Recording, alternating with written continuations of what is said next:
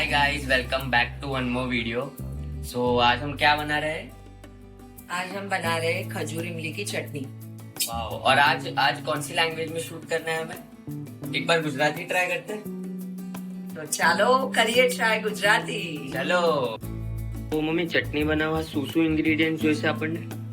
આપણે લઈશું ફોલેલી ખજૂર, જેમાંથી આપણે દાણા સીડ્સ કાઢી નાખ્યા છે અને એને 2 પાણીમાં વોશ કરી લીધેલી છે। ઓકે। પછી આ આમલી છે, એને બી પલાળેલી છે અને એમાંથી આ જે રેશા હોય ને એ કાઢવા પડે, એટલે એ અલગ પલાળેલી છે। ઓકે। આ એક મિનિટ, પાછળ આ બાજુ આવો। ખજૂર છે 1/2 કિલો, આમલી છે રફલી 50 ગ્રામ જેટલી, પરફેક્ટ। ગોળ લીધો છે 300 ગ્રામ જેટલો, અને મસાલા આવશે મરચું, હળદર, ધાણા જીરું અને આખું જીરું। પહેલા આપણે આ ખજૂરને પાણીમાંથી કાઢીને આ બાઉલમાં કાઢી લઈશું। આમાં આપણે ઉકાળવાની છે। બરોબર। એકદમ ઇન્સ્ટન્ટ ચટણી છે ને? ના ના, ઇન્સ્ટન્ટ જેવું નથી। આ પ્રિપેર કરીને એને બોઇલ કરવાની, પછી એને ઠંડુ પડે એટલે ચર્ન કરવાની। એટલે આ ઇન્સ્ટન્ટ ચટણી ના હોય, પણ આ બનેલી હોય ત્યારે ઇન્સ્ટન્ટલી તમે વાપરી શકો। બરોબર। અને ઇન્ગ્રેડિયન્ટ્સ તો બહુ છે નહીં ને આમાં? ના, બેઝિક ચટણી છે। બરોબર। આમાં ખજૂરમાં આપણે આ ગોળ નાખશું, આમલીને આપણે અલગથી બોઇલ કરીને ગાળીશું અને પછી એનું પલ્પ આપણે અંદર નાખશું। હવે અહીંયા મસાલા નાખી દઈએ। 4 ચમચી મરચું નાખશું આપણે, કાશ્મીરી લાલ મરચું। બહુ તીખું ના હોય, પણ 1/2 કિલો ખજૂર છે એટલે 4 ચમચી જોઈશે। સેમ વે 4 ચમચી ધાણા જીરું નાખશું।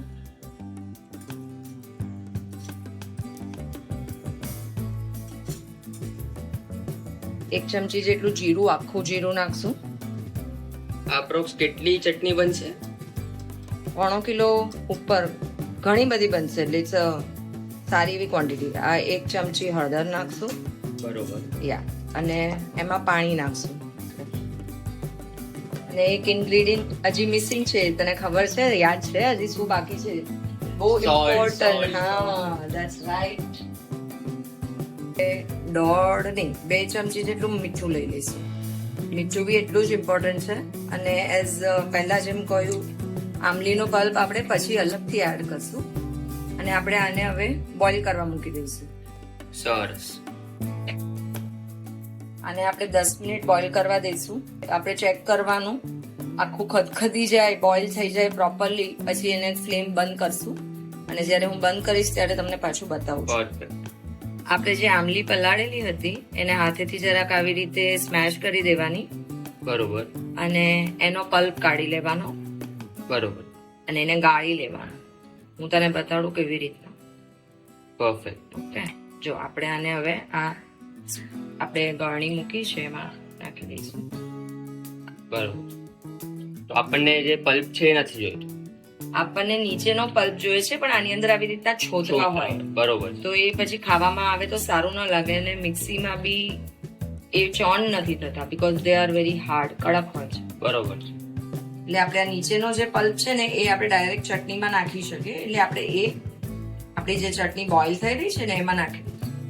બરોબર। આ પલ્પ જે આપણે મળ્યો ને એમાં જરાક પણ છોતરું નથી, બરોબર। આમાં ક્યાંક કચુકા પણ હોય, એના સીડ્સ હોય, એને કચુકા કહેવાય। એટલે પછી એ બી આપણે મિક્સરમાં ચર્ન કરીએ ને તો વચ્ચે આવશે। બરોબર, બરોબર। આપણે આ ખજૂર અને ગોળ અને બધા મસાલા સાથેનું જે મિશ્રણ ઉકળવા માટે મૂક્યું હતું એ બોઇલ થઈ રહ્યું છે। 5 મિનિટ થઈ ગયું છે, હજી એને આપણે બોઇલ થવા દેવાનું છે કે થોડી ખજૂર સોફ્ટ નરમ થઈ જાય। અને આપણે આ આમલીનું જે મિશ્રણ રેડી કર્યું ગાળીને, એને આપણે હમણાં નાખી દઈશું આની અંદર। પરફેક્ટ। અને પછી આ બધું ઉકળી જાય ને પછી આપણે ચર્ન કરવાનું છે, બરોબર? હા, એ બધું ઉકળી જાય, ઠંડુ પડી જાય, પછી એને મિક્સરમાં ચર્ન કરવાનું। બરોબર। અને આપણી તો આ લગભગ હજી કેટલી મિનિટ લાગશે? હજી 5 મિનિટ એને હજી 5 મિનિટ ઉકળવા દઈશું। ખદખદી જાય એટલે એને આપણે ગેસ બંધ કરીને ઢાંકી દઈશું। પરફેક્ટ। જો હવે આ પાછું બોઇલ થઈ રહ્યું છે એકદમ ઓલમોસ્ટ, અને ખજૂર બી સોફ્ટ થવા આવી છે। બરોબર છે। આ જરા કન્ટેનર નાનું પડ્યું એટલે બહુ સાચવીને કરવાનું, નહીં તો બધું બહાર ઉભરાય કે ઢળે છલકાય. ઓકે, બરોબર છે. હવે આ મીઠી ચટણીમાં છે ને સૌના પોતપોતાના પ્રમાણેના ટેસ્ટ હોય. કોઈને આંબલી વગરની જોઈતી હોય તો એ પણ વસ્તુ બની શકે ને એમાં એ લોકો ઉપરથી લીંબુ યુઝ કરી શકે. અને કોઈને આમાં ગળાશ ઓછી જોતી હોય, ખટાશ વધારે જોતી હોય તો ગોળ બી તમે તમારા પ્રમાણે ઓછો વધારે કરી શકો છો. હવે બીજી 5 મિનિટ થઈ ગઈ છે ને એકદમ ઉકળી રહ્યું છે એટલે ટોટલ 10 મિનિટના બોઇલિંગ પછી આપણે ગેસ બંધ કરી દઈશું.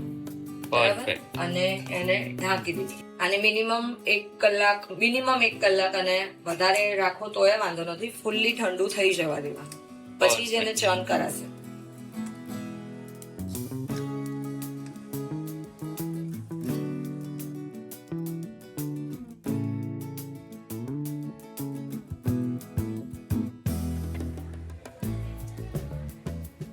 ચર્ન થઈ ગયું, રાઈટ? હા, આ હજી થોડું થીક છે એટલે આમાં પછી આપણે પાણી એડ કરશું, પણ અબી હાલ નથી કરવું. બરોબર છે. આજે ચટણીની ક્વોન્ટિટી વધારે હતી એટલે આપણે એને 2 થી 3 વખતમાં ચર્ન કરશું, ઇવનલી ચર્ન થાય એના માટે. બરોબર. આ જ વસ્તુ તમે ઓછી ક્વોન્ટિટીમાં બનાવો તો તમારે એક જ વારમાં ચાલુ થઈ જાય, એક જ મિક્સીના રાઉન્ડમાં. પરફેક્ટ.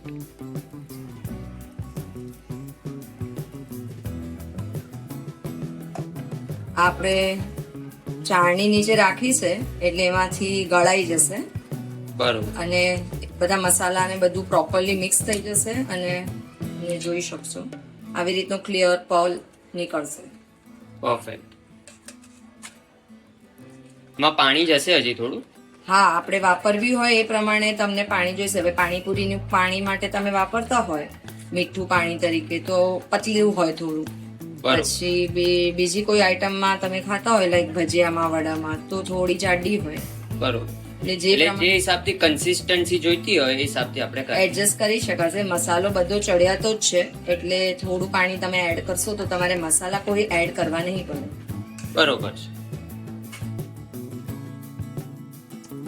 અત્યારે આપણે આ કન્સિસ્ટન્સી રાખી છે આપણી ચટણીની, ક્વાઇટ થીક છે જે, એટલે પછી એને ડાયલ્યુટ કરવી હોય તો એ પ્રમાણે થોડું પાણી એડ કરી શકાય. લાઈક 1 કપ ચટણી તમે લીધી હોય તો એમાં 2 ચમચા પાણી નાખો તો તમારે થઈ જશે પરફેક્ટ કન્સિસ્ટન્સી. અધરવાઇઝ આ એકદમ સરસ કન્સિસ્ટન્સીની ખાટી મીઠી તીખી ચટણી તૈયાર છે.